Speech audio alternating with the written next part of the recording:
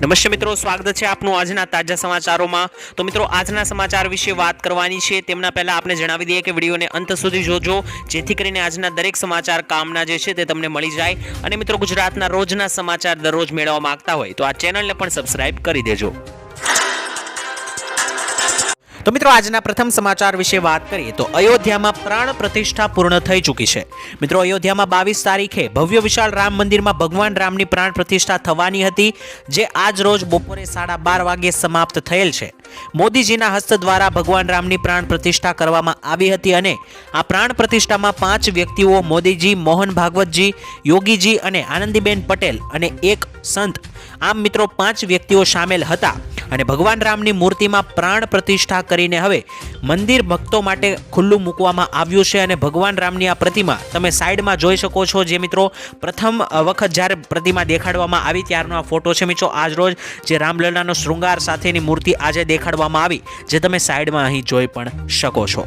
ત્યાર પછીના સમાચાર વિશે મિત્રો વાત કરીએ તો કન્યાઓને 12,000 રૂપિયાની સહાય મળવા પાત્ર થશે। મિત્રો, અનુસૂચિત જનજાતિના પરિવારોને પ્રભુતામાં પગલાં માંડતી દીકરીઓના સન્માન ખરા અર્થમાં સાકાર થાય તે માટે રાજ્ય સરકારની કુંવરબાઈનું મામેરું યોજના હેઠળ લાભ મળે છે, જેમાં મિત્રો અનુસૂચિત જનજાતિની દીકરીઓને આ યોજના હેઠળ રૂપિયા 12,000ની સહાય સરકાર તરફથી મળે છે અને રાજ્યની 90,000 કરતાં વધુ દીકરીઓને તેનો લાભ ઓલરેડી મળી ચૂક્યો છે। સરકારે આ યોજનાનો લાભ લેવા અને તેનો બહોળો પ્રચાર કરવા માટે પણ અપીલ કરી છે। તો જે પણ દીકરીઓ મિત્રો આ વાલી કુંવરબાઈનું મામેરું યોજના અંતર્ગત 12,000 રૂપિયાની સહાય લેવા માંગતી હોય તે આ યોજનાનો લાભ લઈ શકે છે અને વધુમાં આ યોજના વિશે જાણીને યોજનાના ફોર્મ ભરી શકે છે।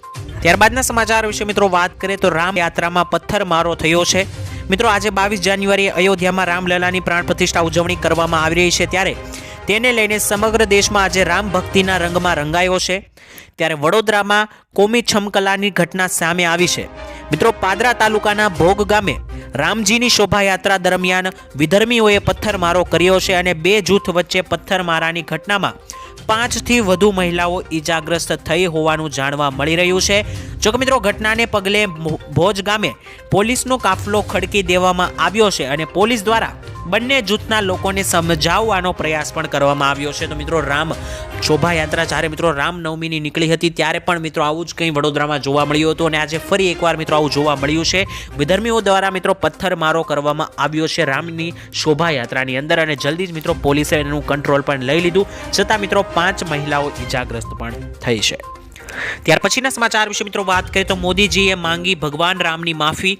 મિત્રો, હું ભગવાન રામની માફી માંગુ છું તેવું નરેન્દ્ર મોદીજીએ આજે પ્રાણ પ્રતિષ્ઠા બાદના ભાષણની અંદર કહ્યું અને અમારા ત્યાગ, તપસ્યા અને ઉપાસનામાં કંઈક તો એવી કમી રહી ગઈ હશે, એટલે આપણે આટલા વર્ષો સુધી આ ભવ્ય રામ મંદિરનું કામ ન કરી શક્યા। આજે આ ઉણપ આપણી પૂરી થઈ છે। મને વિશ્વાસ છે કે ભગવાન રામ આપણને ચોક્કસ માફ કરશે, આવું નરેન્દ્ર મોદી કહી રહ્યા છે। સાથે જ મિત્રો, ભારતના બંધારણની પ્રથમ નકલમાં ભગવાન રામ હાજર છે અને ભગવાન રામના અસ્તિત્વને લઈને કાનૂની લડાઈ દાયકાઓ સુધી ચાલી। હું ન્યાયતંત્રનો આભારી છું કે જેમણે ન્યાયની લાજ રાખી અને ભગવાન રામનું વિશાળ મંદિર બનીને અત્યારે ઊભું થઈ ગયું, જેમાં રામલલ્લાને બિરાજમાન પણ કરવામાં આવ્યા છે। મિત્રો, ત્યારબાદ જોઈએ તો હવામાન ખાતાની નવી આગાહી। મિત્રો, જાન્યુઆરી મહિનામાં એકવાર તો માવઠું આવી ગયું, ત્યારે હવે ફરીથી કમોસમી વરસાદની આગાહી આવી ગઈ છે। ભૂમધ્ય સાગરમાં મિત્રો ફરી એકવાર ચક્રવાત આવવાનો છે, જેની અસર ભારતના પશ્ચિમ ભાગ ઉપર અસર થશે, પરંતુ મિત્રો ગુજરાત પર તેની અસરથી કમોસમી વરસાદ આવી શકે છે અને 24 થી લઈને 26 જાન્યુઆરીએ ગુજરાત સાવધાન, કારણ કે આ 26 જાન્યુઆરી સુધીમાં વેસ્ટર્ન ડિસ્ટર્બન્સની અસર ગુજરાતમાં જોવા મળશે અને જેની અસરના ભાગરૂપે કચ્છ, પશ્ચિમ સૌરાષ્ટ્રમાં વરસાદની શક્યતા છે, જ્યારે મિત્રો ગુજરાતના અન્ય ભાગોમાં વાદળછાયું વાતાવરણ રહેવાની શક્યતા જે છે તે મિત્રો રહેલી છે। તો મિત્રો, ગુજરાતના દરેક વ્યક્તિઓ સાવધાન રહેજો, જેથી કરીને મિત્રો આ વરસાદથી બચી શકાય। જો આવું માવઠું કોઈ જોવા મળશે તો ખેડૂતોને ભારે એવું નુકસાન પણ સામનો કરવો પડી શકે છે। દેવા માફી અંગે મિત્રો ડિટેલમાં વાત કરીએ તો ભારત દેશમાં અન્ય રાજ્યોની સરખામણીમાં દેવાદાર ખેડૂતોમાં ગુજરાત 9મા ક્રમે છે। એક માહિતી મુજબ મિત્રો ગુજરાતમાં ટોટલ જોઈએ તો 37,28,640 ખેડૂતોએ કૃષિ લોન લીધેલી છે અને મિત્રો તેમાંથી 37.28 લાખ ખેડૂતોને માથે ટોટલ મિત્રો 98,285 કરોડ રૂપિયાનું દેવું છે। લોન મુજબ ગુજરાતના દરેક ખેડૂતોને માથે સરેરાશ 2,63,595 રૂપિયાનું દેવું છે, એટલે કે એક ખેડૂત દીઠ એક વ્યક્તિ દીઠ 2 લાખથી લઈને 2.5 લાખની આસપાસ દેવું છે। જ્યારે મિત્રો તેલંગાણાની સરકારે લાખ રૂપિયા સુધીની કૃષિ લોન 15મી ઓગસ્ટના રોજ માફ કરી છે, જેના કારણે અને ગુજરાતમાં પણ લોકસભાની ચૂંટણી આવવાને કારણે ફરી એકવાર દેવા માફીનો મુદ્દો ચર્ચામાં આવ્યો છે, કારણ કે તેલંગાણા જેવા અન્ય રાજ્યોમાં પણ મિત્રો ઘણા એવા રાજ્યો છે જ્યાં ખેડૂતોની લોન માફ અને દેવું માફ કરવામાં આવ્યું છે, પરંતુ ગુજરાતમાં મિત્રો હાલ એવા કોઈ પણ પ્રકારના સમાચાર નથી આવી રહ્યા। તો ગુજરાતના ખેડૂતોનું પણ દેવું માફ કરવું જોઈએ કે નહીં, મને કોમેન્ટમાં લખીને જણાવી દેજો। ત્યાર પછીના સમાચાર વિશે મિત્રો વાત કરીએ તો કૃષિ મંત્રીની મોટી ભેટ 18,000 રૂપિયા દરેક પશુપાલકોને આપવામાં આવશે। મિત્રો ઘાસચારાની અછત અને બગાડ અટકાવવા માટે ચાક કટર સહાય યોજના અમલમાં આવી છે, તેની જાહેરાત મિત્રો કૃષિ મંત્રી રાઘવજીભાઈ પટેલે કરી છે। યોજના હેઠળ મિત્રો ઓછામાં ઓછા 5 પશુઓ ધરાવતા પશુપાલકોને 18,000 રૂપિયાની સહાય આપવામાં આવશે તેવું કહેવામાં આવ્યું છે, અને મંત્રીએ સ્પષ્ટતા કરતા કહ્યું કે ઘાસચારાને નાના નાના ટુકડા કરીને પશુઓને નિરણ નાખવામાં આવે તો ઘાસચારાનો બગાડ અટકાવી શકાય। મિત્રો કૃષિ મંત્રીએ યોજનાના સહાય ધોરણો વિશે જણાવ્યું હતું કે ઓછામાં ઓછા 5 પશુ જે પણ પશુપાલક રાખતો હશે તેને વાર્ષિક 18,000 રૂપિયાની સહાય આપવામાં આવશે, જેથી કરીને તે પશુપાલક સારી રીતે પશુપાલન કરી શકે અને તેના માલઢોર જે છે તેને મિત્રો નિરણ અને સારી ક્વોલિટીનું ઘાસ આપી શકે। મિત્રો ત્યાર પછીના સમાચાર વિશે વાત કરીએ તો ખેડૂતોને 36,000 રૂપિયા સુધીની મોટી સહાય આપવામાં આવશે। મિત્રો સરકાર ખેડૂતોને વૃદ્ધાવસ્થામાં આવકનો રસ્તો પૂરો પાડવા માટે એક પીએમ માનધન યોજના ચલાવે છે, અને આ યોજના હેઠળ મિત્રો લાભાર્થીઓને 60 વર્ષની ઉંમર પછી 3,000 રૂપિયા દર મહિને પેન્શન આપવામાં આવે છે, અને આ એક સ્વૈચ્છિક અને વ્યક્તિ દીઠ ફાળા આધારિત પેન્શન યોજના છે, જેમાં મિત્રો ખેડૂતે 55 થી લઈને 200 રૂપિયા પ્રતિ મહિનામાં જમા કરાવવાના રહેશે, અને 18 વર્ષ કે તેનાથી વધુ 40 વર્ષ કરતાં ઓછી ઉંમરના ખેડૂતોને આ યોજના પણ લાભ લઈ શકે છે। અને મિત્રો 60 વર્ષની ઉંમર બાદ ખેડૂતોને 3,000 રૂપિયા પ્રતિ માસ એટલે કે 36,000 રૂપિયા દર વર્ષે પીએમ માનધન યોજનાની અંદર સહાય આપવામાં આવે છે। તો જે પણ ખેડૂતો 60 વર્ષથી ઉપરના હોય તે આ યોજનાનો લાભ લઈ શકે છે। વાત કરીએ તો રેશન કાર્ડ ધારકોને મફત વસ્તુઓ આપવામાં આવશે। જો મિત્રો તમે પણ પ્રધાનમંત્રી ગરીબ કલ્યાણ યોજનાનો લાભ લઈ રહ્યા છો તો તમે હવેથી તમને 35 કિલો મફત અનાજ આપવામાં આવશે, અને મોદી સરકારે નવા વર્ષમાં આ મોટો નિર્ણય લીધો છે, અને મિત્રો તે માટે તમામ રાજ્યોને દિશા નિર્દેશ પણ કરી દેવાયા છે કે 1 ફેબ્રુઆરીથી જ અંદાજે 80 કરોડથી વધુ લોકોને મફત અનાજની સુવિધા આપવામાં આવશે। આમાં મિત્રો મહત્વની વાત એ છે કે તમને આખું વર્ષ ફ્રી અનાજનો લાભ હવે મળતો રહેશે, અને આગામી 2028ની સાલ સુધી મિત્રો આ મફત અનાજની આ રેશન કાર્ડની અંદર મફત અનાજ આપવાનું શરૂ રહેશે। આવો તમને જણાવી દઈએ કે કોને 35 કિલો ફ્રી અનાજ મળશે। તો મિત્રો જે પણ વ્યક્તિ રેશન કાર્ડ ધરાવે છે તેઓ રેશન કાર્ડની અંતર્ગત 35 કિલો મફત અનાજ મેળવી શકે છે, અને 2028 સુધી મિત્રો આ રાશન કાર્ડની સ્કીમને આગળ લંબાવવામાં આવી છે। તો મિત્રો ગરીબોને અને રેશન કાર્ડ ધારકોને આવનારા 2028 સુધી મફત રાશન મળતું રહેશે। સમાચાર વિશે વાત કરીએ તો આધાર કાર્ડ અને પાન કાર્ડ ધારકો ખાસ ધ્યાન આપે। મિત્રો આધારની વિગતો મફતમાં અપડેટ કરવાની છેલ્લી તારીખ ફરી એકવાર સાંભળી લેજો। મિત્રો આધાર કાર્ડમાં દસ્તાવેજો અપડેટ કરવાની છેલ્લી તારીખ અગાઉ જે 14 ડિસેમ્બર 2023 હતી, જેને UIDAI દ્વારા 3 મહિના વધારીને 14 માર્ચ 2024 કરવામાં આવી છે, અને મિત્રો આ માટે સરકાર દ્વારા my Aadhaar card application launch કરવામાં આવ્યું છે, જેથી જે મિત્રો આધાર કાર્ડ ઉપર સરનામું, ઉંમર, જન્મ તારીખ, મોબાઈલ નંબર અને ઈમેલ જેવી માહિતી મફતમાં અપડેટ કરાવવા માંગતા હોય તો તે 14 માર્ચ 2024 પહેલાં કાર્ય કરાવી લેજો, કારણ કે તમારું 14 તારીખ પહેલાં આધાર કાર્ડમાં કોઈ પણ સુધારા વધારા તમારે કરવા હોય તે મફતમાં કરી આપવામાં આવશે, અને જો આ તારીખ ચૂકી જશો ત્યારબાદ તમારે જો કોઈ પણ સુધારા વધારા આધાર કાર્ડની અંદર કરવા હોય તો તમારી પાસેથી પૈસા લેવામાં આવશે। ત્યારબાદ મિત્રો જોઈએ તો 540 કરોડ રૂપિયાનું પેકેજ, મહત્વપૂર્ણ સમાચાર આવી રહ્યા છે। 500 કરોડથી વધારે રૂપિયાનું પેકેજ સરકારે જાહેર કરી દીધું છે। મિત્રો વડાપ્રધાન નરેન્દ્ર મોદીએ પીએમ જનમન યોજના અંતર્ગત 540 કરોડ રૂપિયાનો પ્રથમ હપ્તો જાહેર કર્યો છે, અને 1 લાખ લોકોને તેનો લાભ મળશે। તમને જણાવી દઈએ કે પ્રધાનમંત્રી આદિવાસી ન્યાય મહાઅભિયાન યોજના દેશના સંવેદનશીલ આદિવાસી જૂથોને આવાસ, પીવાનું શુદ્ધ પાણી, શિક્ષણ, આરોગ્ય અને અન્ય મહત્વપૂર્ણ સુવિધાઓ પૂરી પાડવા માટે શરૂ કરવામાં આવી છે। તો મિત્રો આ યોજનામાં જે પણ 540 કરોડનો હપ્તો જાહેર કરવામાં આવ્યો છે તેનાથી મિત્રો જે છે તે આવાસ, પીવાનું પાણી, શિક્ષણ, આરોગ્ય આ બધી વસ્તુઓમાં તે રૂપિયાને વાપરવામાં આવશે તેવું કહેવામાં આવી રહ્યું છે। વધુમાં મિત્રો વાત કરીએ તો સરકાર પીએમ જનમન યોજના હેઠળ 4.90 લાખ એટલે કે લગભગ 5 લાખ લોકોને કાયમી ઘર આપવા જઈ રહી છે, જેમાં એક ઘરની કિંમત લગભગ 2.40 લાખ એટલે કે 2.5 લાખ રૂપિયા હશે અને લાભાર્થીઓને પ્રધાનમંત્રી આવાસ યોજના ગ્રામીણ યોજના હેઠળ સબસિડીનો લાભ આપવામાં આવશે.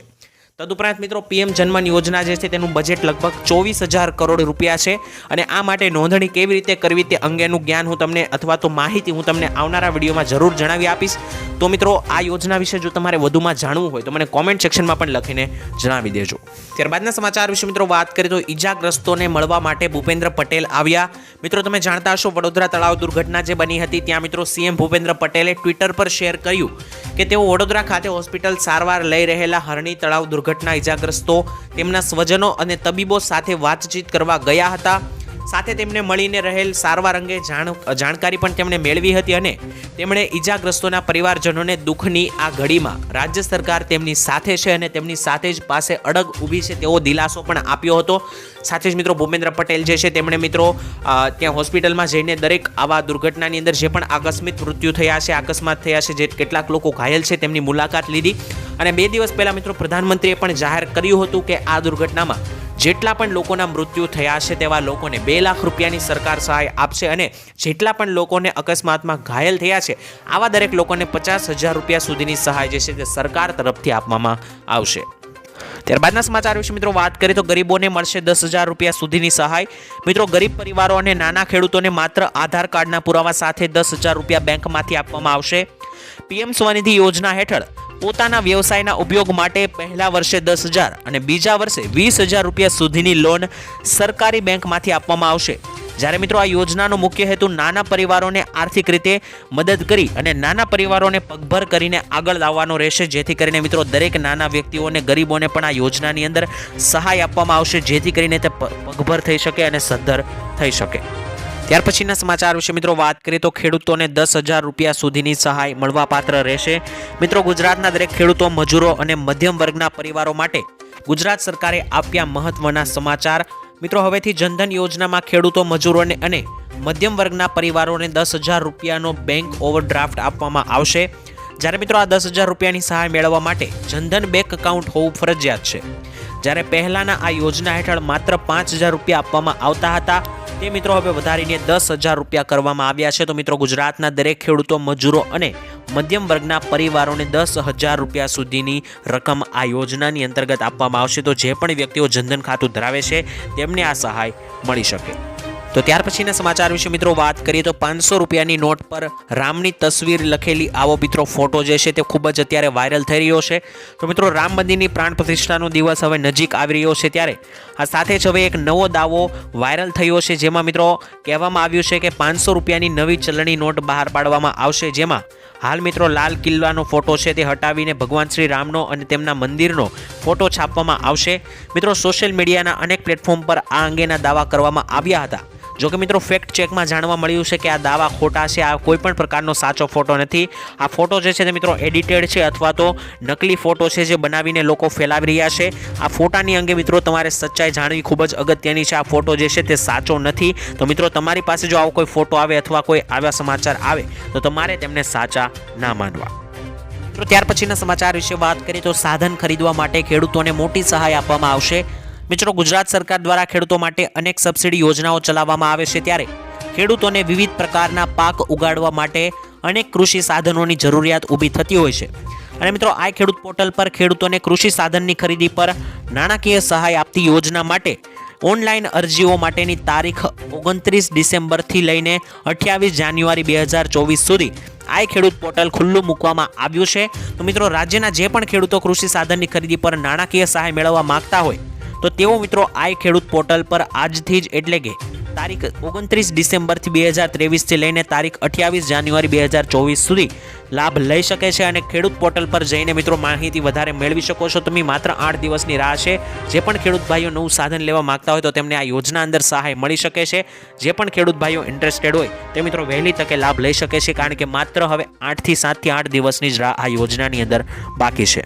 મિત્રો ત્યાર પછીના સમાચાર વિશે વાત કરીએ તો અંબાલાલ પટેલે એક મોટી આગાહી કરી છે.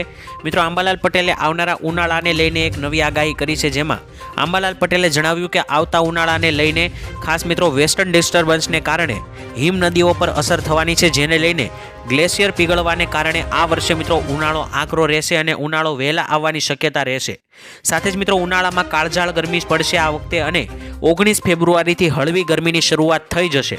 તદુપરાંત 20મી એપ્રિલથી ગરમીમાં વધારો થતો જશે અને 26 એપ્રિલ આકરી ગરમીની શરૂઆત પણ થઈ જશે તેવું મિત્રો અંબાલાલ પટેલે જણાવ્યું છે. તો મિત્રો અંબાલાલ પટેલે અત્યારથી આવનારા ઉનાળાની આગાહી કરતા આટલી વસ્તુઓ જણાવી છે કે આ વર્ષે ઉનાળો વહેલો શરૂ થઈ જશે અને ઉનાળામાં જે છે તે મિત્રો વધારે ગરમી આ વર્ષે પડશે.